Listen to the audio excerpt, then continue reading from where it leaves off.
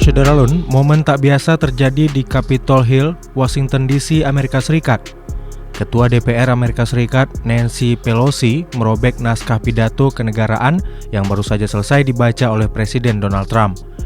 Video yang beredar viral di Twitter menunjukkan Pelosi yang berdiri di belakang Trump.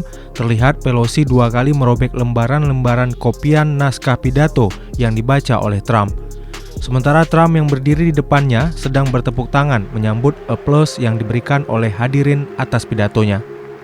Tensi antara Pelosi dengan Donald Trump sudah terjadi setelah mereka tidak bersalaman meski Pelosi sudah mengulurkan tangannya.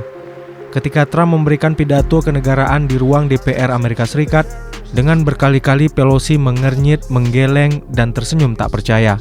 Pelosi juga memasang wajah dingin ketika beberapa kali para hadirin berdiri memberi aplaus terhadap pidato Trump.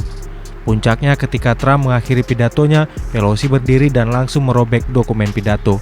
Ia kemudian melangkah meninggalkan podium dan berjalan ke arah kolega Demokrat lainnya dan melambaikan tangan ke arah keluarga serta teman-temannya. Hubungan keduanya memburuk sejak Pelosi mengumumkan pemakzulan Trump dalam sidang DPR Amerika Serikat pada 18 Desember 2019 lalu.